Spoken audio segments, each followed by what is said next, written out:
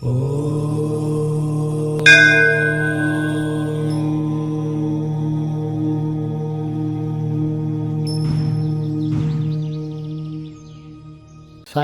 నేను మీ విశ్వకర్మ వాస్తు యూట్యూబ్ ఛానల్కి స్వాగతం. గృహ నిర్మాణానికి వాస్తు ముఖ్యమా, వరుగు ముఖ్యమా, నక్షత్రం ముఖ్యమా అని ఇలా చాలామంది అడుగుతూ ఉన్నారు. ఒకరు కామెంట్ కూడా పెట్టారు. ఇది అంటే కామెంట్స్ పెట్టిన వాళ్ళ పేర్లు నేను చెప్పట్లేదు. ఏది ముఖ్యం? వాస్తు ముఖ్యమా, వరుగు ముఖ్యమా, నక్షత్రం ముఖ్యమా? అందరూ చదువుకునే వాళ్ళండి. ఒకప్పుడంటే చదువు తక్కువ ఉండేది. కొన్ని కమ్యూనిటీసే చదువుకునే వాళ్ళు ఉండేవాళ్ళు, మిగతా వాళ్ళకి అసలు చదువే లేదు. ఇప్పుడు ప్రతి ఒక్కరు కూడా చదువుకునే వాళ్ళు కదా. లిటరసీ రేట్ పెరిగిపోయింది. ఇప్పుడు మరి సోషల్ మీడియా. వాస్తు ముఖ్యం అంటే వాళ్ళ డౌట్ ఏంటంటే, నా వరుగు ఇది, నా నక్షత్రం ఇది, దాని ప్రకారం నాకు ఈ ఫేసింగ్ అంటూ వచ్చింది. ఇంటి యజమాని కాబట్టి నాకు ఈ ఫేసింగ్ వెస్ట్ ఫేసింగ్ హౌస్లో ఉండాలి అంటున్నారు. నేను వాస్తు పాటించాలా, ఈ వరుగు నక్షత్రం ప్రకారం పాటించాలా? నేను చాలాసార్లు చాలా వీడియోస్లో చెప్పాను. లైవ్ టీవీ ప్రోగ్రామ్ చేసేప్పుడు కూడా నేను చాలాసార్లు చెప్పాను. మళ్ళీ ఇప్పుడు కూడా రిపీట్ చేస్తున్నాను, ఈ కామెంట్ వచ్చింది కాబట్టి. ఉదాహరణకి ఒక అతనికి వరుగు ఏదో అనుకుందాం. అతని వరుగు నక్షత్రం ప్రకారం వెస్ట్ ఫేసింగ్ ఇల్లు, తూర్పు ఫేసింగ్ ఇల్లు అనుకుందాం. కానీ ఇంట్లో ఉన్న ఫ్యామిలీ మెంబర్స్ అందరూ ఆ వరుగు ఆ నక్షత్రం కాదు కదా. మరి వాళ్ళు ఆ ఇంట్లో ఉండకూడదా? అంటే గృహ యజమాని డెఫినేషన్ ఎలా? ఇప్పుడు యజమాని రాలు కూడా కదా, ఇద్దరు సంపాదిస్తున్నారు. ఇప్పుడు ఇద్దరు ఏం చేస్తున్నారు? ఎవరు యజమాని ఇప్పుడు? అంటే ఆన్ పేపర్ ఎవరి పేరు రిజిస్టర్ ఉందో వాళ్ళే యజమాని. సరే, అది కూడా అనుకుందాం. ఆ రిజిస్టర్ పేరు అతని నక్షత్రం వరుగు, అది దాని ప్రకారం west facing house, east facing house తీసుకున్నాం, ఓకే. మరి మిగతా వాళ్ళంతా ఆ నక్షత్రం వరుగు కాదు కదా, వాళ్ళు ఆ ఇంట్లో ఉండకూడదా ఫ్యామిలీ మెంబర్స్? అంటే గృహ యజమాని కాబట్టి మిగతా వాళ్ళు ఉండొచ్చండి, ఓకే, అది కూడా ఒప్పుకుందాం. కానీ ఆ వరుగు ఆ నక్షత్రం ఉన్న అతను ఎల్లకాలం ఉండడానికి బాండ్ రాసుకొచ్చాడా? ప్రతి ఒక్కరు కూడా పుట్టేటప్పుడే ఎక్స్పైరీ డేట్తో వస్తారు.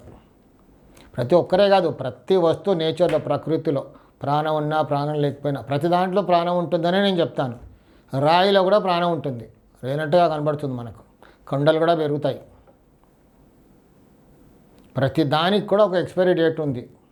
సెల్ ఫోన్కి, అద్దాలకి, ప్రతిదానికి ఎక్స్పైరీ డేట్ ఉంది. కొన్నాళ్ళకి వాడతాం, అక్కడ పడేస్తాం. చాలా బాగున్న వాడుకున్న దాన్ని కూడా ఒకప్పుడు ఎక్కడో పడేస్తాం. అది ఎక్కడో జీర్ణం అయిపోతుంది, పడేస్తాం. ఇంకా అంటే దాని ఎక్స్పైరీ డేట్ వచ్చేసింది కాబట్టి పోతుంది, అది అంతే, స్క్రాప్ అయిపోతుంది. టైం పడుతుంది, కొన్ని 100 ఏళ్ళు పట్టచ్చు, కొన్ని నెక్స్ట్ డే పట్టచ్చు, 10 సంవత్సరాలు పట్టచ్చు. అంటే నేను చెప్పేది అంటే ప్రతిదానికి ఒక ఎక్స్పైరీ డేట్ అంటూ ఉంది. సో అలాగే ఈ వరుగు నక్షత్రం అతను కూడా ఎప్పుడో ఒకసారి హరి అనవలసిందే కదా. ఎక్కడి నుంచి వచ్చాడో అక్కడికి వెళ్ళిపోవాల్సింది, మళ్ళీ పుట్టవలసిందే. సరే, పునర్జన్మ గురించి ఇంకొక వీడియోలో మాట్లాడదాం.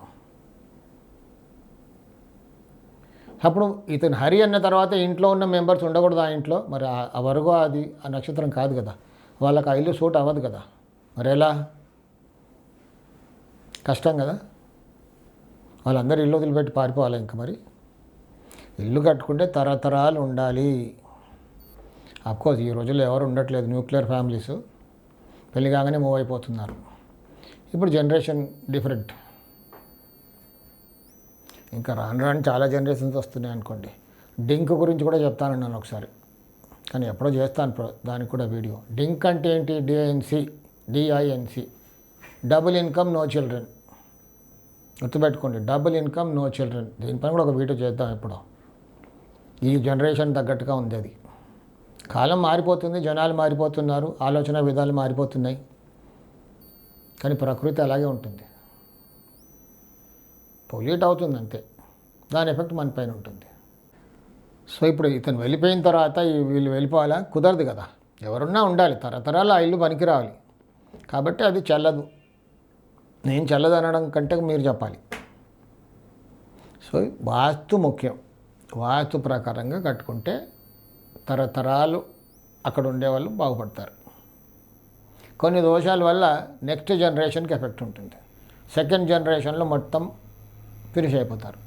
కొన్ని దోషాల వల్ల థర్డ్ జనరేషన్ మొత్తం రాగానే పోతుంది. ఎంతోమందిని చూసాం కదా మనం. రాజ్యాలు పోయాయి. బాగా డబ్బు ఉన్న వాళ్ళు సెకండ్ జనరేషన్ రాగానే ఆ జనరేషన్ వాళ్ళు అడుక్కు తిన్నారు. ఆ సెకండ్ జనరేషన్ వాళ్ళు అన్నీ అమ్ముకొని తిన్నారు. థర్డ్ జనరేషన్ వాడు ఇంక మొత్తం సమూలంగా రోడ్డుపైకి వచ్చేసారు. అలా ఎన్నో ఎగ్జాంపుల్స్ ఉన్నాయి. మీరు కూడా చూస్తే కనబడతారు కొన్ని కొన్ని పెద్ద పెద్ద ఫ్యామిలీస్. ఒకప్పుడు బాగా వెలిగిపోయిన వాళ్ళు తాతలు అయిపోయారు, కొడుకులు అన్నీ అమ్ముకొని తిన్నారు. మన వల్ల ఇంకా అసలు ఏమీ లేదు, ఇంకా వాళ్ళకి ఏం మిగలలేదు. ఊరికే మెమరీస్ అంతే, ఒకప్పుడు ఉండేవాళ్ళట అని. సో వాస్తు దోషాలు అలా ఉంటాయి కొన్ని. కాబట్టి వాస్తు ముఖ్యం, వాస్తు చూడాలి. సరే, కర్మ సిద్ధాంతం వేరే. కర్మ అనుభవించాలి తప్పదు. కానీ వాస్తు ప్రకారం చేసుకుంటే ఆ కర్మ కొంచెం మనం తట్టుకునే శక్తి ఉంటుంది.